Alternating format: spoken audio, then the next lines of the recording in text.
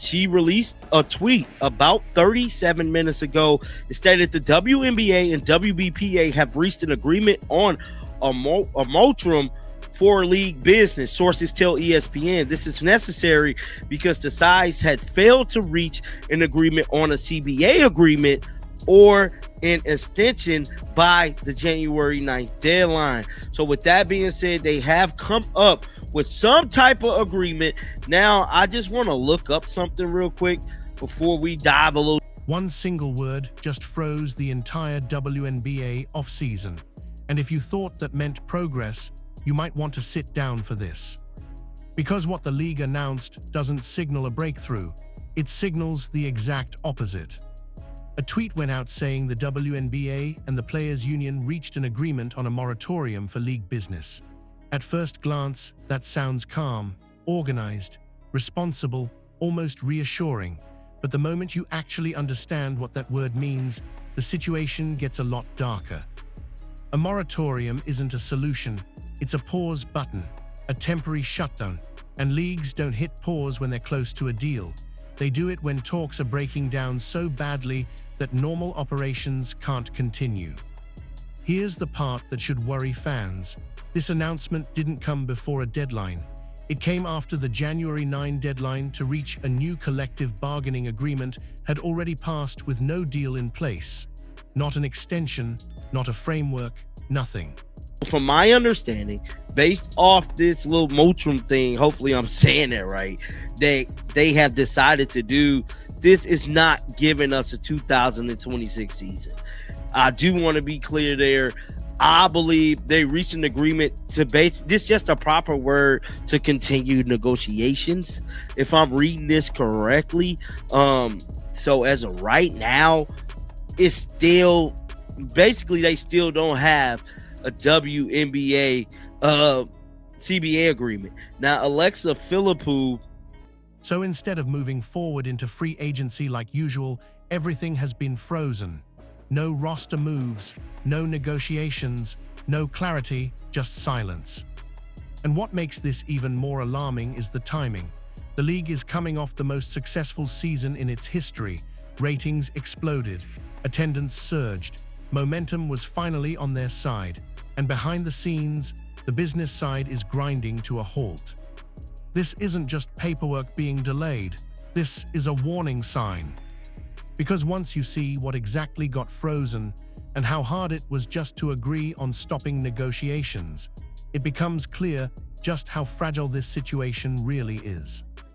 And what happens next could decide the future of the entire league. Let's break down what actually happened, because the official wording is doing a lot of heavy lifting here. The announcement said the WNBA and the WNBPA reached an agreement on a moratorium for league business. That sounds mutual. It sounds cooperative, but context matters, and the context here tells a very different story.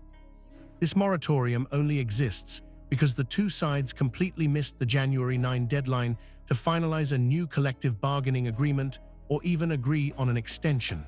Under normal circumstances, that deadline is followed immediately by free agency activity. Teams start sending out qualifying offers. Core designations get applied. Front offices begin building rosters for the next season. None of that happened. Instead, the league hit a wall. Without a new CBA in place, neither side felt comfortable moving forward with transactions that could have massive financial and competitive consequences later. So rather than risk chaos, they agreed to freeze everything. But here's the part most people aren't paying attention to. This wasn't some clean, efficient decision. Reports indicate the league sent out an initial proposal late Sunday night. The union pushed back almost immediately, saying the language went beyond simply delaying free agency. That forced revisions, more back and forth, more time wasted, all just to agree on how to stop doing business. Think about how wild that is for a moment.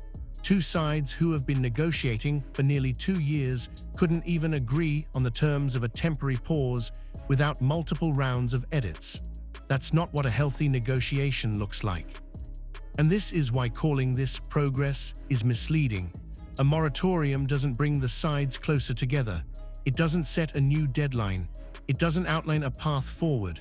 All it does is acknowledge that the gap is too wide to operate normally right now. From the outside, it looks calm. Behind the scenes, it's dysfunction. What fans are really seeing is a breakdown in trust. Ownership doesn't want teams making commitments under rules that could change overnight. Players don't want mechanisms like core designations used against them before a new deal is in place, so both sides dug in. The result, a league that's technically operating, but practically frozen. And once you see what specific parts of the off-season are now completely shut down, it becomes clear why this situation could spiral fast. Here, where the moratorium stops being an abstract labor term and starts hitting players, teams, and fans directly. Under normal circumstances, mid-January is when the WNBA off-season really begins. Free agency opens, teams send out qualifying offers, core designations get applied, front offices start making moves that shape the entire next season. It's controlled chaos, but it's a system everyone understands. Right now, that system is dead in the water. The moratorium specifically freezes all free agency operations. No qualifying offers can be sent, no core designations can be applied, no signings can be finalized, and most importantly, no negotiations are allowed to move forward in any official capacity. Everything is on hold. To understand why this matters, you have to understand what those tools do. A qualifying offer is what turns an expiring contract into restricted free agency. It gives teams the right to match outside offers and retain players they've developed. Without it, teams lose leverage. With it, players lose freedom. It's already a sensitive mechanism, and now it's completely off the table. Core designation is even more restrictive. It works like a franchise tag. Teams can lock a player in for another year at a set salary, preventing them from testing the open market at all. Players have long hated this system, arguing it suppresses earnings and limits movement. Teams rely on it to avoid losing stars when negotiations stall. That entire power struggle has been paused. So what does that leave us with? Limbo. Players who expected to explore free agency now have no idea when or if that window will open. Teams that wanted to secure their core pieces can't act. Roster planning is impossible because nobody knows what the rules will look like when the freeze lifts. And here's the hidden problem no one's really talking about yet. Even if a new CBA gets finalized tomorrow, the league can't just flip a switch and pretend nothing happened. All of this business still has to be done. It just gets compressed into a smaller window. That means rushed decisions, frantic negotiations, teams scrambling to sign players before training camps, coaches trying to install systems with rosters that were finalized weeks later than normal. The quality of play suffers when preparation time disappears. This is why fans should be concerned. This isn't just about contracts and spreadsheets. This directly impacts what the product looks like on the court. And the longer this freeze drags on, the more chaotic the eventual restart becomes, which raises an uncomfortable question. If they're willing to shut down free agency entirely, how far is the league actually willing to go?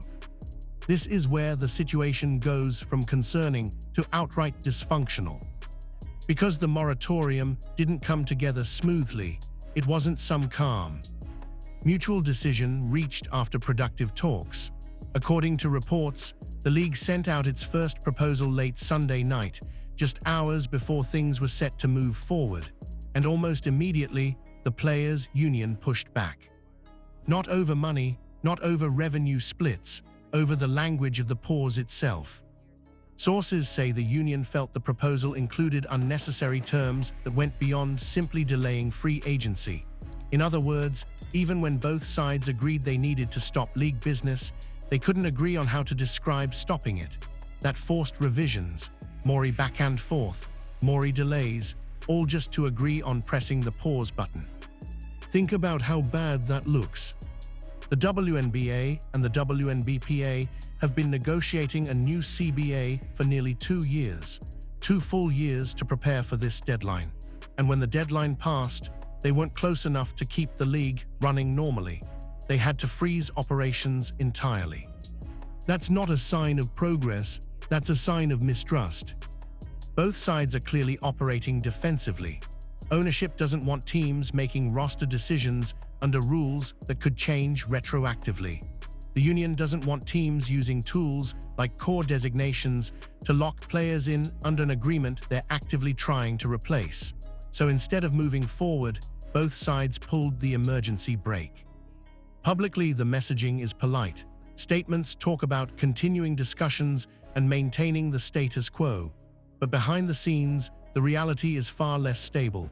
If trust existed, this moratorium would have been unnecessary.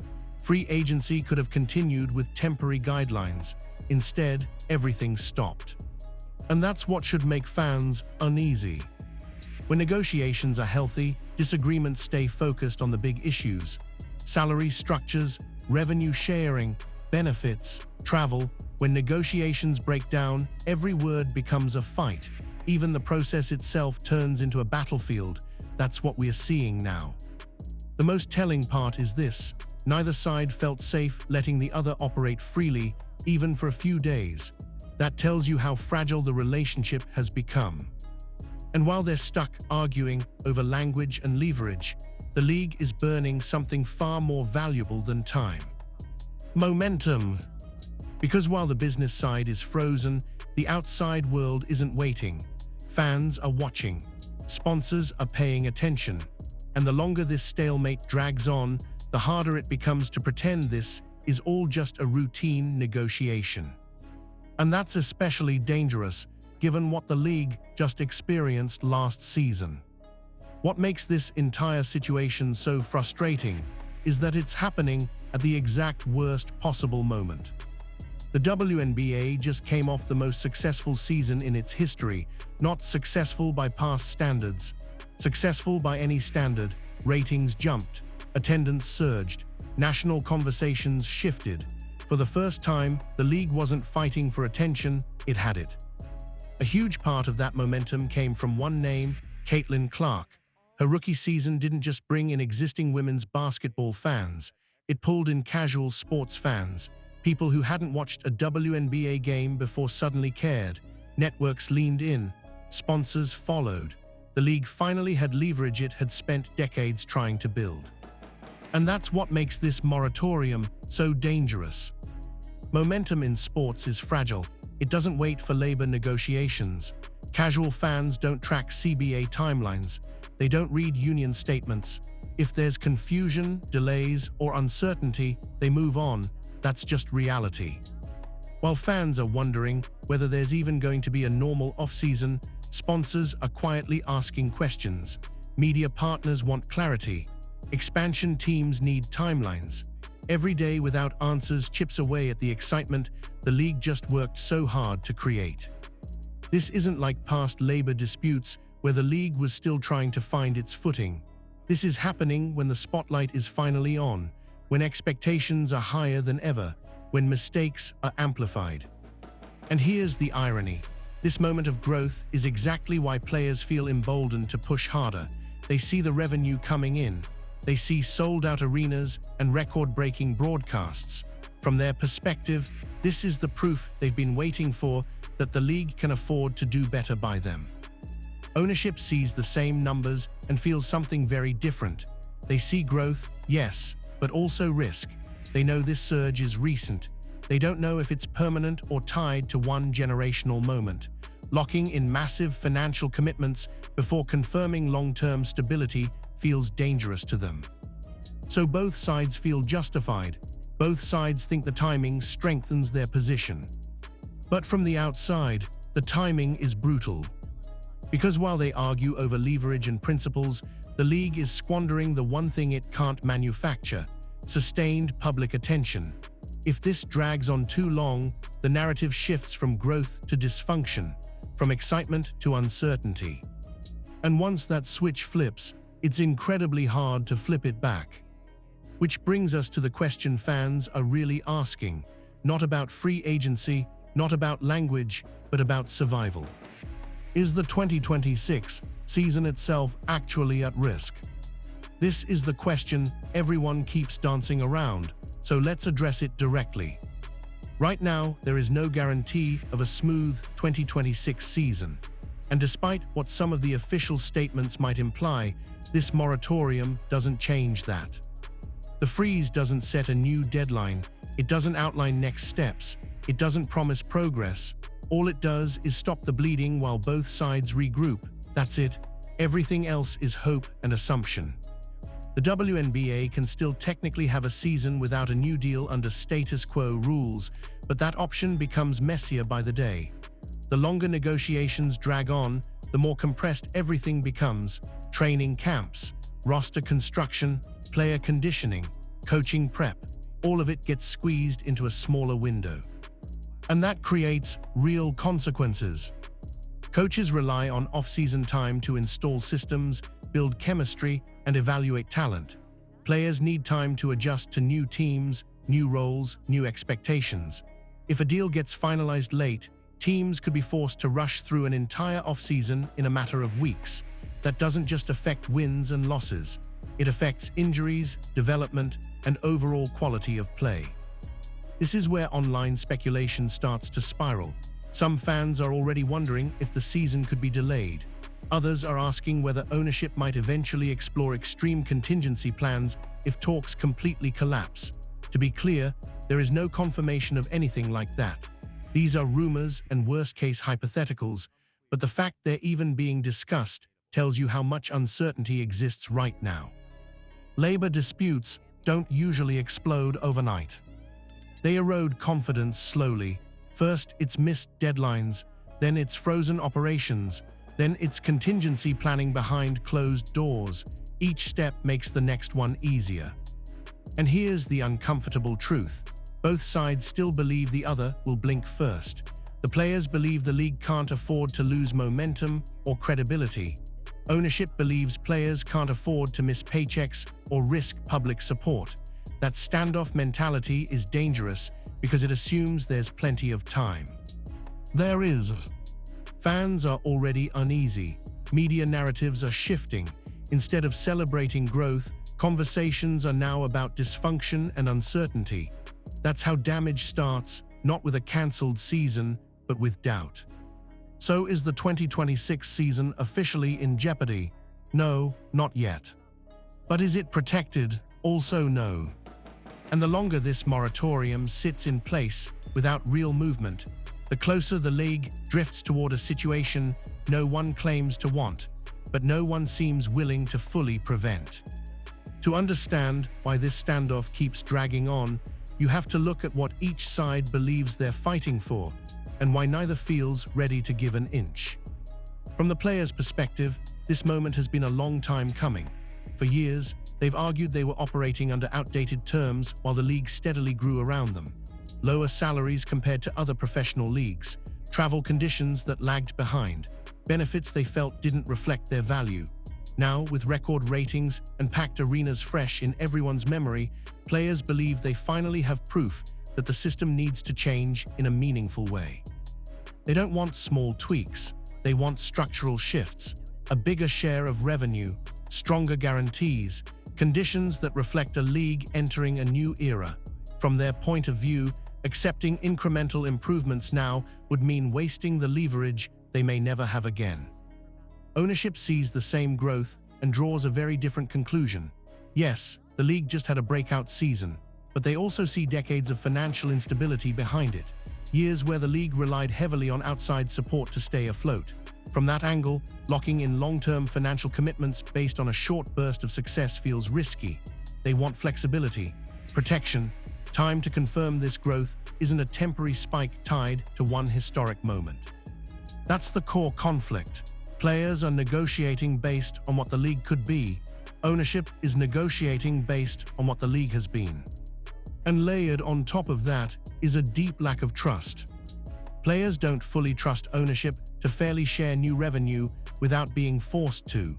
Ownership doesn't fully trust that the current surge will sustain itself if expenses balloon too quickly. Every proposal is viewed through a skeptical lens. Every concession feels like a potential mistake. This is why negotiations have stalled despite months of talks. It's not that solutions don't exist. It's that neither side wants to be the one that moves first. Both believe public pressure will eventually force the other to cave. That mindset turns negotiations into a waiting game, and waiting is exactly what this moratorium enables. But here's the problem with that strategy. The league itself becomes collateral damage. Fans don't care who's technically right. They care whether games are played, rosters are set, and the product on the court lives up to the hype they were sold. Every day this drags on, frustration grows, not just among fans, but among sponsors, broadcasters, and partners who need certainty to plan ahead. The longer uncertainty lingers, the harder it becomes to frame this as a normal labor process instead of a league-wide crisis. Both sides believe they're protecting the future. The risk is that by refusing to bend, they end up damaging it instead. And that brings us to the most important question of all. What happens if neither side changes course anytime soon? So here, where everything actually stands once you strip away the statements, the legal language, and the carefully worded tweets. The WNBA didn't announce progress. It announced a pause because progress wasn't happening. The moratorium isn't a bridge to a deal, it's a holding pattern, a way to stop things from getting worse while both sides hope something changes. But time is the one thing this league doesn't have right now. Momentum is fragile, especially when it comes from new fans. The league just experienced a surge it's been chasing for decades. Casual viewers tuned in, sponsors leaned forward, media coverage exploded, and much of that was driven by a rare lightning-in-a-bottle moment led by Caitlin Clark, a player who pulled the league into mainstream conversation in a way no one else had before. Moments like that don't last forever. If uncertainty drags on, casual fans won't wait around to see how labor negotiations shake out. They'll move on, sponsors will get cautious, broadcasters will hesitate, and suddenly the narrative shifts from growth to instability. Once that happens, it's incredibly hard to reverse. What makes this even more frustrating is that both sides know this. Players understand their leverage comes from popularity. Ownership understands this may be the best opportunity the league ever gets to cement itself as a major sports property. And yet, both are acting as if the other will blink first. That's a dangerous assumption. Labor disputes aren't won in press releases. They're resolved through compromise. And right now, compromise feels secondary to principle. Players don't want to settle for incremental change after decades of feeling undervalued. Ownership doesn't want to commit to financial structures they fear could backfire if the growth slows. Both positions make sense on their own. Together, they create paralysis. The moratorium buys time, but it doesn't solve anything by itself. Every day without movement increases the risk that this moment slips away. And the longer uncertainty hangs over the league, the more damage is done quietly behind the scenes. The real question is whether a deal eventually gets done. It probably will. The question is when and what gets lost in the meantime. Because if this drags on too long, the cost won't just be a messy off-season or rushed preparation. It'll be trust, excitement, and the belief that the league is ready for the spotlight it just stepped into. So now the pressure is on both sides to prove something, not just that they can negotiate hard, but that they understand what's at stake. Because the clock is ticking, and this is one moment the league can't afford to waste.